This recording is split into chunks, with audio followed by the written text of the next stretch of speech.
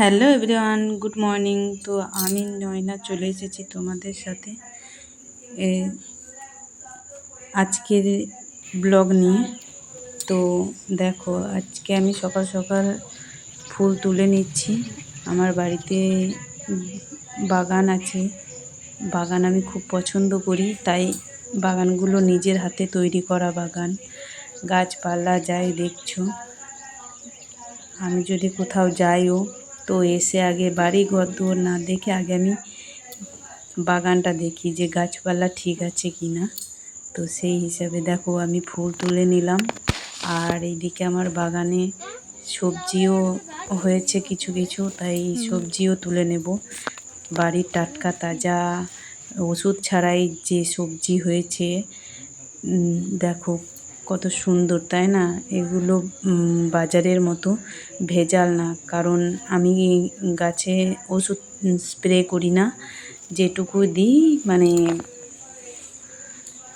একটু মতো, মানে ওষুধ স্প্রে করি না বললেই চলে। তো দেখো, ছোট মোটা পোকা লাগা যেমনই হোক না কেন, আমি নিজের মতো করেই বাড়িতে সবজি লাগাই। আর নিজে যতটুকু পারি চেষ্টা করি যে বাড়ির সবজিটা বাড়িতেই লাগানোর। তো আমার খুব ভালো লাগে গাছ লাগাতে, তাই আমি গাছের দিকে, বাড়ির কাজ যতই থাক তবুও আমার গাছ লাগাতে খুব ভালো লাগে।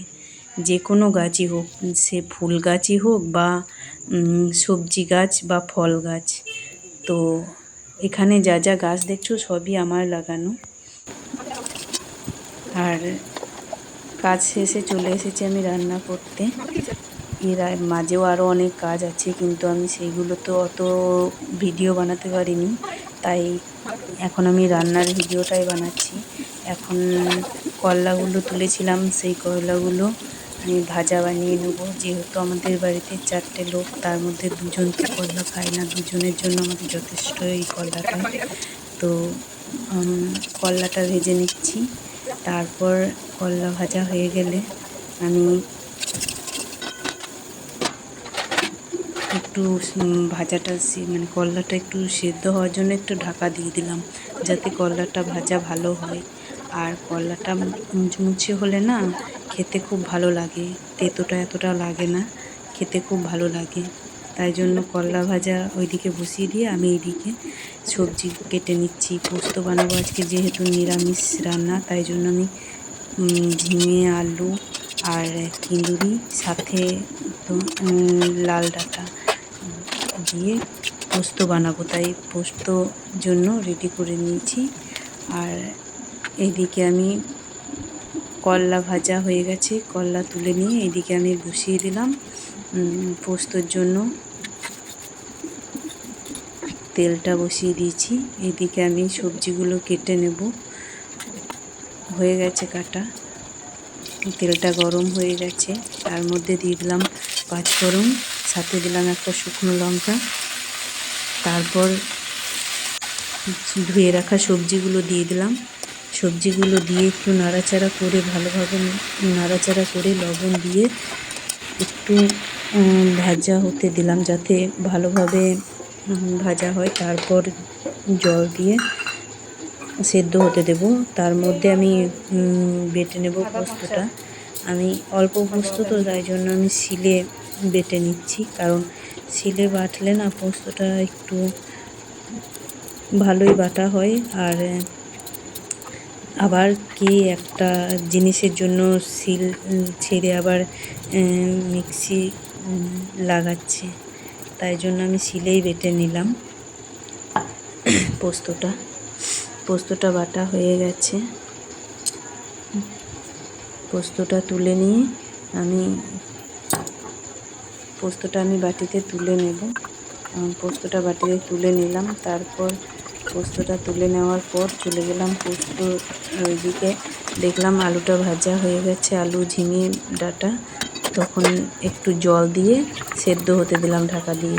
আর এইদিকে আমি জিরেটা বেটে নিলাম, যাতে জিরেটা, আদা আর জিরে, এটা আমি দেবো ডালের ফোড়ন।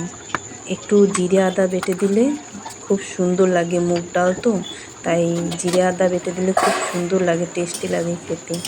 তাই জন্য আমি জিরে আদাটাও ওইদিকে বেটে নিলাম পোস্ত হতে হতে। এদিকে ডাঁটা দিয়েছি তো, তাই জন্য একটু চিনি না দিলে খেতে টেস্টি লাগবে না, তাই জন্য একটু চিনি দিলাম যাতে পোস্তটা ডাঁটাগুলো খেতে ভালো লাগে।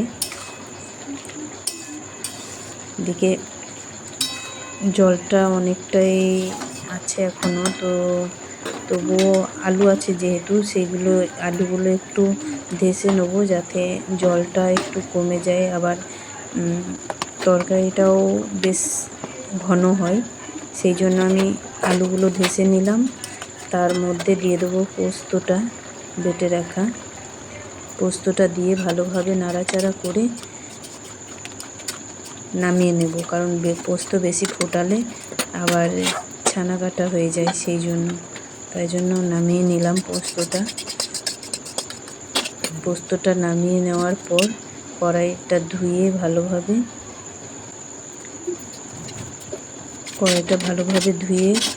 পরিষ্কার করে তারপর আবার বসিয়ে দেবো ডালের জন্য।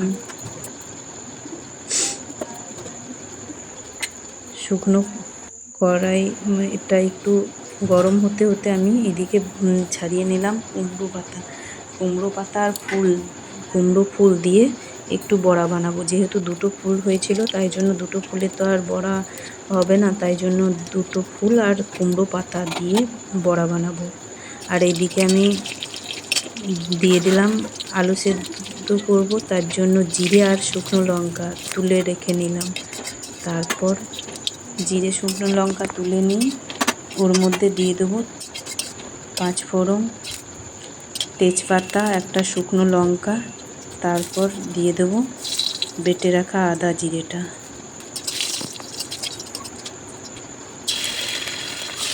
ওটাকে ভালোভাবে একটু নাড়াচাড়া করে তার মধ্যে দিয়ে দেবো একটু হলুদ, একটু লবণ, কারণ ডালে লবণ দেওয়া ছিল আমার, তাই জন্য বেশি লবণ দেবো না, হালকা একটু লবণ দেবো।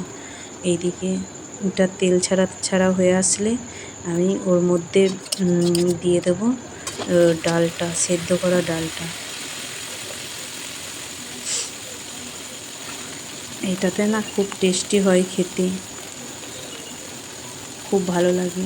মুগ ডালের একটু জিরে আদা বাটা দিয়ে ডালটা বানালে না খুব সুন্দর লাগে খেতে। তো কালারটা কেমন হয়েছে বলবে ডালের। এদিকে ডালটা আমার ফুটে গেলে আমি ডালটা নামিয়ে নেব, তার মাঝে আমি কুমড়ো পাতাগুলো ছাড়িয়ে নিই। কুমড়ো পাতাগুলো ছাড়িয়ে পরিষ্কার করে কুমড়ো পাতাগুলোকে কুচি কুচি করে বনিয়ে নেব। তারপর ধুয়ে তার মধ্যে দিয়ে দেবো বেসন, একটু চালের গুঁড়ো বাটা ছিল, তাই আমি চালের গুঁড়ো বলতে আতপ চাল বাটা ছিল, আতপ চাল সাথে বেসন, আর দিয়ে দেবো একটু লঙ্কা গুঁড়ো।